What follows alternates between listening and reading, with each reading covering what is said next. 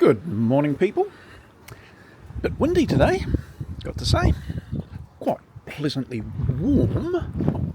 Not tropical, but not bad.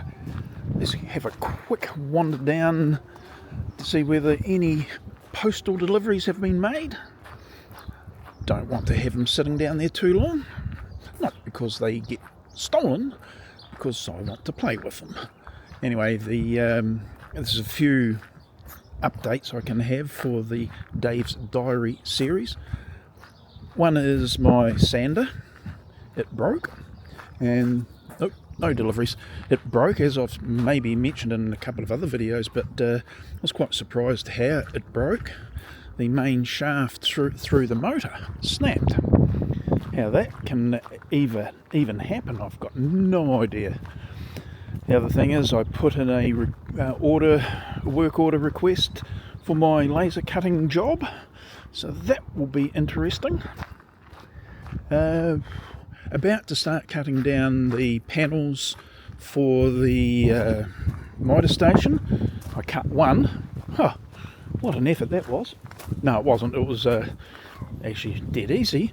But when I did it, I thought, there must be a better way of gauging how we can, how would you say, let me just get organised. I've actually made this video before, and as usual, I think about it and then I remake it. So this is the effort here.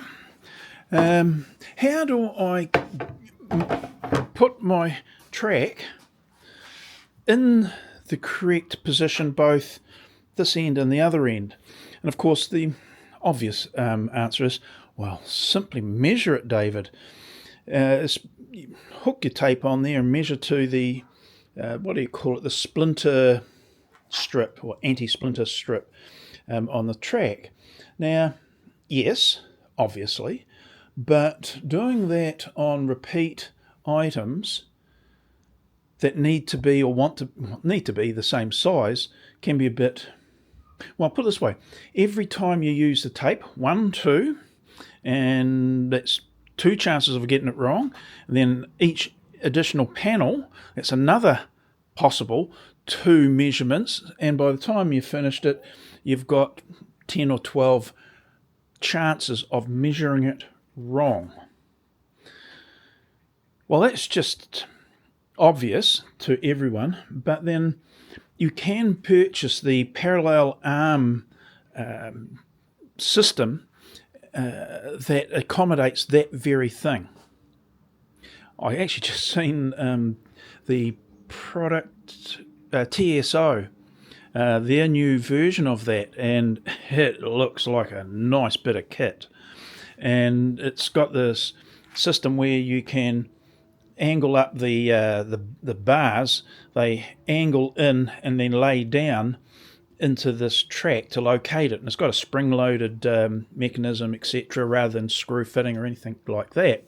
And I thought, wow, that is super, super nice. And then they've refined their little gauge that they can slide along to find your measurement. And again, very, very nice. And I just thought, I'll see what it's priced like. And in New Zealand pesos, it's like $450, $500 or so.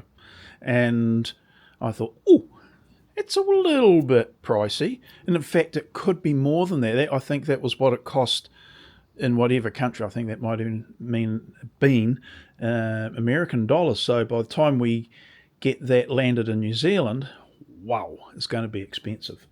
Nice, but not something I would contemplate purchasing because of that issue of the pricing.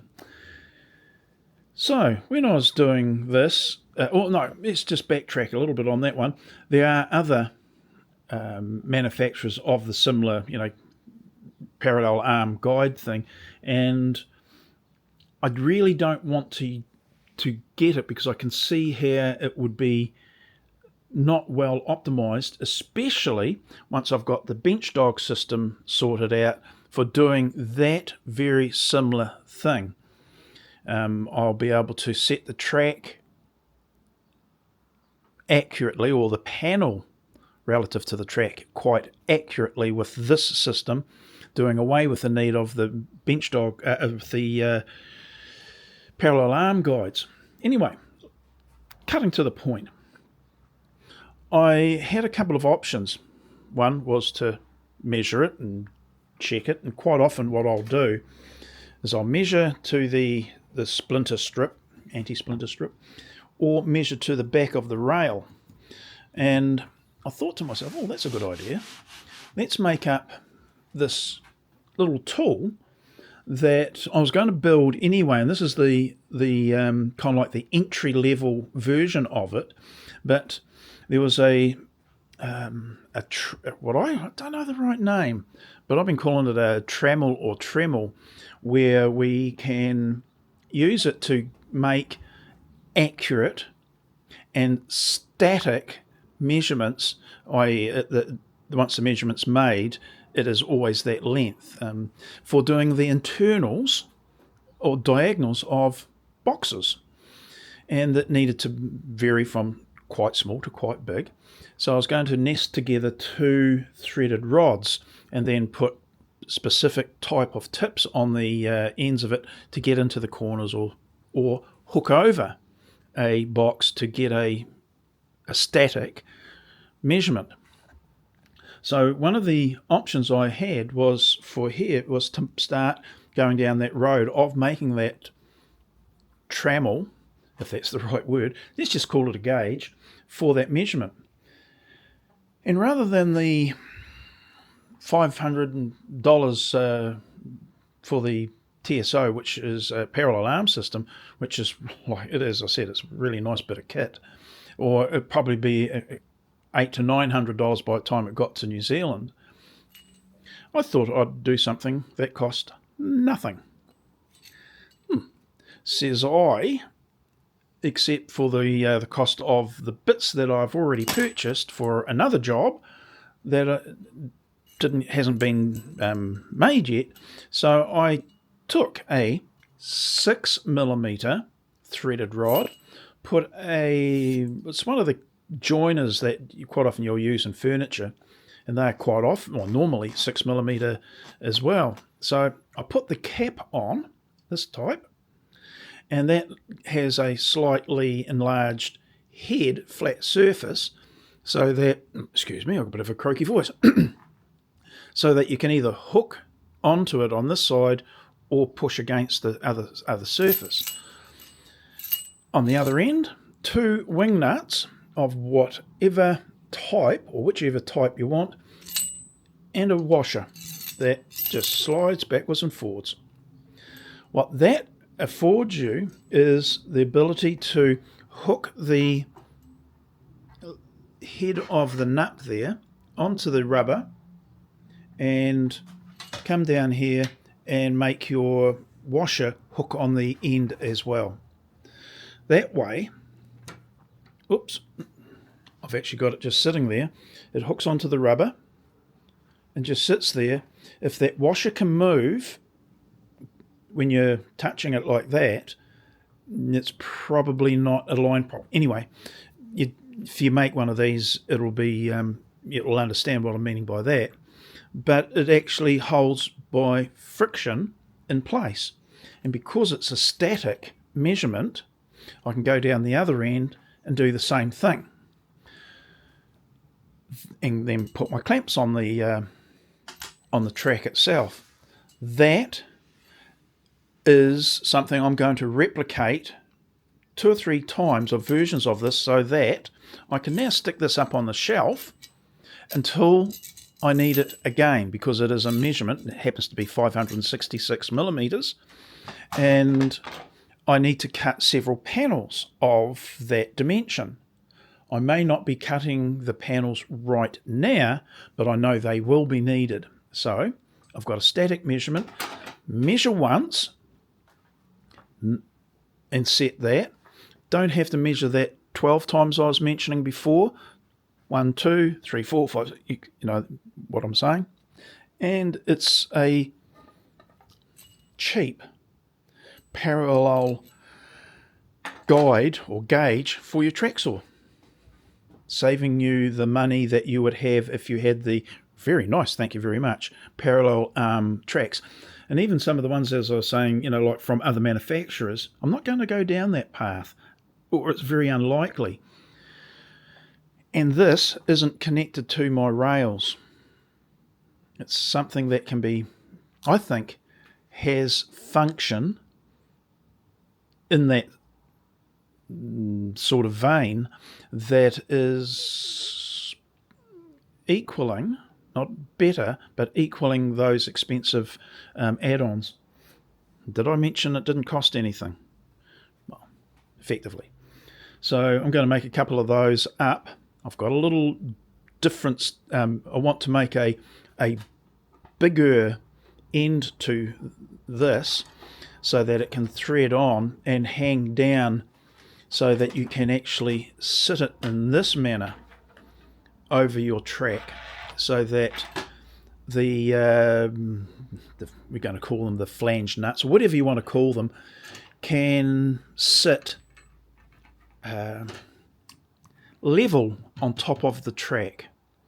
I think that's got a little bit of more advantage than doing it underneath, but you do need to have your nut head rigid. I just got it here. I got another fender washer and I drilled it out so it was a nice firm fit on the head here, put it on, but because it's not rigid on the thread, it has that ability to wobble, and that is not good for the intended purposes.